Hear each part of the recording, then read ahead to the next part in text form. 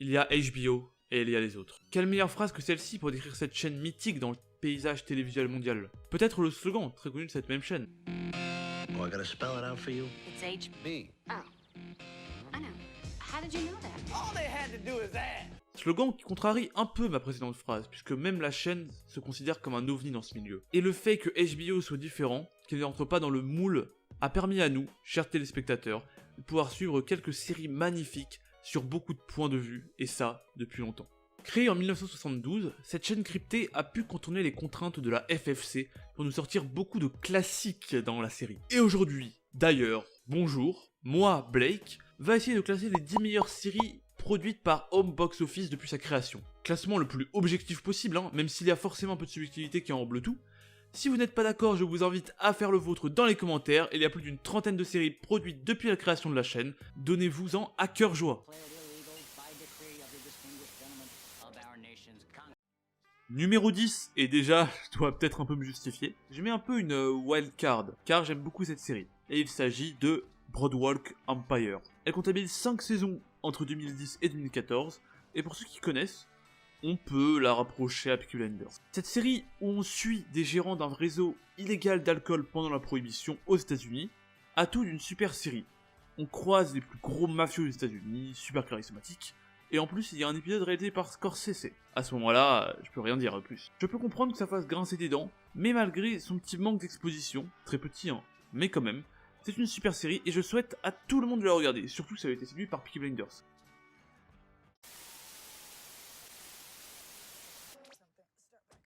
Et là, ça va encore faire grincer des dents à certaines personnes. The Leftovers, ou en français Les Disparus, qui est une adaptation du roman éponyme, Les Disparus de Mapleton, tout simplement. Rare série du classement à être fantasy. Et c'est pour ça que certains adeptes et très fans de ce genre vont mettre cette série bien plus haut, simplement du fait d'une subjectivité causée par la popularité de ce genre chez certaines personnes. Bon, pour résumer la série, un jour comme ça, on sait pas pourquoi, sur Terre, on est confronté à une disparition de 2% des humains. Comme par magie, on sait pas vraiment pourquoi. Et donc, dans la petite ville de Mapleton, là où se passe l'intrigue, vont être très surpris que certaines personnes du village soient bizarrement portées disparues. Comme ça, sans rien dire, sans savoir. Et 3 ans plus tard, ces mêmes habitants vont être confrontés à une certaine secte. Série avec des personnages très sympathiques, je l'accorde, mais j'ai l'impression que c'est du vu et revu de livres de Stephen King par exemple. C'est surtout, je dis peut-être une grosse ineptie, mais bon, je dis ça comme ça. Mais c'est une bonne série quand même, que je recommande pour toute personne qui apprécie le fantasy. Seulement 3 saisons, franchement, foncez, c'est pas mal, c'est carré.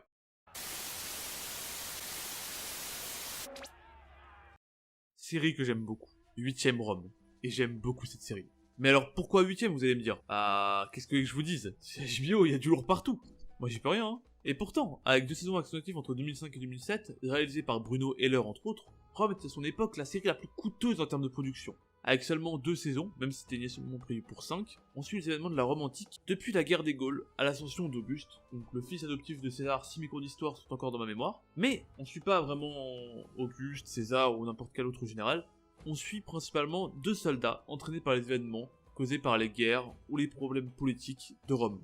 Il y a très peu de séries sur la mythologie et l'Antiquité et Rome, et clairement, avec ce que j'ai pu regarder, la meilleure dans son genre, bien meilleure que Space et autres, objectivement. Donc pareil que pour The Leftovers. Si la Rome antique vous passionne, foncez, vous serez pas déçus.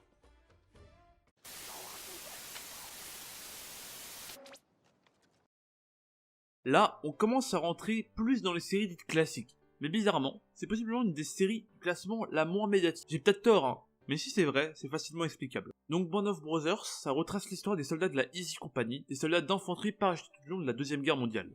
C'est clairement une superbe série, elle est touchante et assez impressionnante de mon point de vue. Mais alors pourquoi la mettre si bas dans mon classement? Eh bien comme pour la popularité, en plus d'être née à une époque où les séries n'étaient pas les mêmes qu'aujourd'hui en termes d'influence, eh bien cette série n'est tout simplement pas une série. Donc ouais, c'est assez bizarre, je vous l'accorde. En fait c'est juste une mini-série. Oui bon, excusez-moi, le retournement de situation n'est pas fou. Mais donc on a 10 épisodes d'environ 1 heure, réalisés par, excusez-moi du peu, messieurs Tom Hanks et notre bon vieux Stevie. Ça a remporté des prix, mais malheureusement, dans la tête des gens, comme pour moi, eh ben une mini-série, ça marque pas autant. Peut-être le fait que t'as moins l'impression de suivre une série, dite classique avec plusieurs saisons. Là c'est plus direct, donc voilà pourquoi elle figure ici. Je la préfère aux séries d'avant, car le contexte, car les acteurs, la Deuxième Guerre mondiale. Mais trop juste pour les séries au-dessus malheureusement.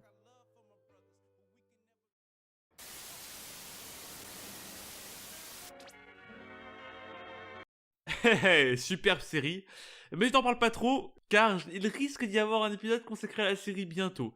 Donc je garde tous mes arguments pour la future vidéo, 6 Feet Under.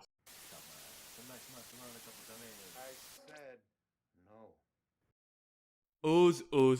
La prison d'Oswald, une des prisons les plus sécurisées du pays, où tous les plus gros criminels et les psychopathes se rassemblent dans un environnement dangereux et restreint. Sauf qu'au cœur de la prison, nous sommes plongés dans le quartier de Emerald City, ou M-City pour faire plus court, un quartier idyllique imaginé par le directeur de la prison qui voudrait que les prisonniers les plus irrécupérables puissent cohabiter ensemble et retrouver un semblant de réinsertion sociale. Vous vous en doutez, on a affaire à un plan foireux, au possible, et on va donc dans un superbe style de narration, observer dans plusieurs épisodes les différents criminels en connaissant petit à petit leur vie, pourquoi ils sont là, et leur lente mort psychologique. J'ai fini cette série il y a pas longtemps, et elle vaut la peine d'être regardée. Le fait qu'elle ait commencé en fin du XXe siècle joue beaucoup de choses dans comment elle est réalisée, et si elle devait être refaite aujourd'hui, elle serait, je pense, assez différente.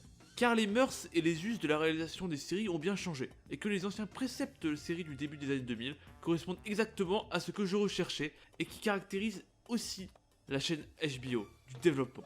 C'est donc en doyen du game de ce classement que je mets Ose top 5. Je la trouve meilleure, car je suis assez friand des films ou des séries sur les prisons, mais elle est en plus superbe de bout en bout. Après c'est les goûts et les couleurs, je le mets top 5, vous pouvez le changer, mais je pouvais pas mettre plus haut, car on a des séries difficiles à déloger, voire impossibles dans le top 4.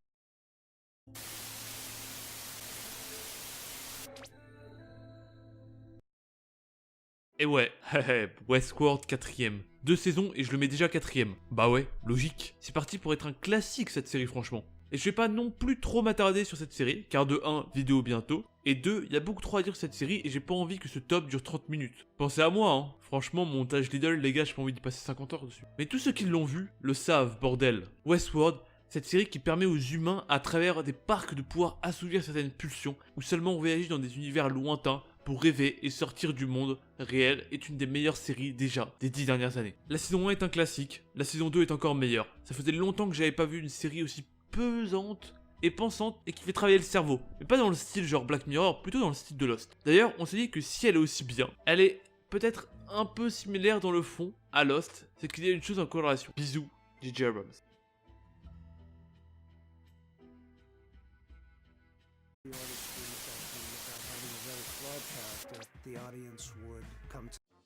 Aïe aïe aïe, là on rentre dans le top 3, on rentre dans le big tree des séries HBO. Et je vous avoue que c'était pas simple de faire ce top 3. En fait c'était surtout les 3ème et 2ème places qui étaient difficilement classables. Et je pense que ça a dû être difficile pour beaucoup de monde. Mais moi j'ai dû faire un choix, et je préfère mon numéro 2. Voilà pourquoi en 3ème place débarquent Les Sopranos. A partir de là, je pense que ça sert plus à rien de présenter les séries. Si vous en êtes là, c'est que vous connaissez un minimum. Enfin, je pense. Sinon, tu vas checker Wikipédia pour te faire une idée quand même. Non, là, je vais plutôt parler du pourquoi je la mets 3ème et pas seconde. Eh bien, je suis plus sensible à mon numéro 2. Mais parce qu'on essaye de rester objectif, je trouve que le numéro 2 est aussi dans un registre avec un fond et une certaine forme qui se détache beaucoup des autres séries.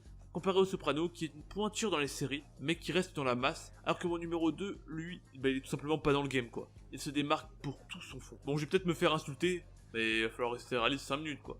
Les deux devant, on en parle comme les meilleures séries de l'histoire, merde. Car oui, mon deuxième, on va pas attendre plus longtemps, c'est bien The Wire.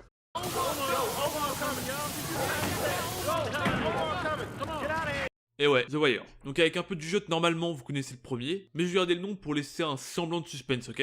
On va essayer de faire semblant. Bon bref, et pourtant, dans ce top 10, dans ces 10 séries que je vous présente, The Wire est ma favorite, c'est ma série préférée, dans le top 10. Mais on reste objectif, et je peux pas ne pas mettre qui vous savez hors de la première place, franchement. Pour finir sur The Wire, je la mets devant Les Sopranos. Car comme je l'ai dit, Les Sopranos, elles se démarquent de toutes les masses des séries. Mais The Wire, c'est un monde à part, c'est une série à part. Je pourrais en parler pendant des heures, cette série. Mais comme je l'ai dit encore et encore, j'aimerais bien en garder un minimum pour le contenu pour ma chaîne quand même. Et donc vous vous en doutez, on va finir avec le grand, l'unique, le seul, et rajouter beaucoup de termes amélioratifs derrière, car le numéro 1 n'est d'autre que...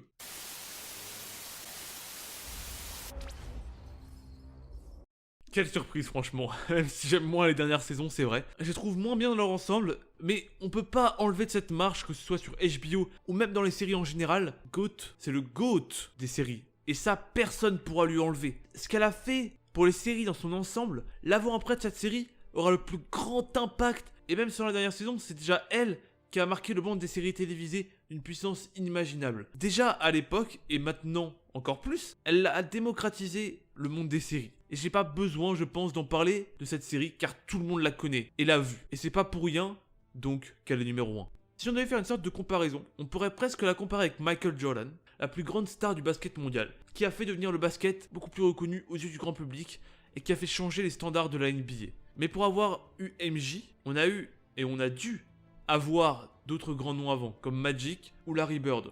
Et même on pourrait mettre avant sur les séries de 70 comme Bill Russell ou Will Chamberlain. Bah voilà, MJ c'est Game of Thrones, et Magic et Bird seraient The Wire et Sopranos, Oz, etc. Les séries des années 2000 quoi. Toutes ces vieilles séries qui ont permis d'ouvrir la voie à GOAT pour qu'il puisse tout niquer. Et un jour, on aura sûrement une série comparable à LeBron James qui arrivera. Faites vos jeux pour cette série, si elle a déjà débuté ou pas. Moi, j'ai ma petite idée, mais je la garde sous le coude. Et donc voilà qui termine le premier top 10 de la chaîne. Top 10 donc consacré aux séries HBO. Si vous n'êtes pas d'accord avec mon top 10, vous pouvez très bien mettre le vôtre dans les commentaires. C'est à ça que ça sert, hein, faire un top 10. Chacun peut donner son avis et on peut en débattre dans les commentaires, c'est primordial. Si vous n'aimez pas trop, comment je fais les montages et comment créer le top 10, donnez-moi un avis constructif dans les commentaires. Pour l'instant, j'emmagasine de l'expérience, c'est vraiment ce que je veux. Si vous avez aimé, je vous invite à laisser un pouce bleu pour me soutenir et à vous abonner à la chaîne si ce n'est pas déjà fait. Pour moi, je vous ai donné quelques indices pour les prochaines séries et les prochaines vidéos qui vont sortir sur cette chaîne. J'espère que vous avez vraiment apprécié la vidéo, hein. Franchement, pour l'instant, c'est le début, c'est très expérimental. J'espère que vous passerez une bonne journée et une bonne soirée. C'était Blake au micro, salut.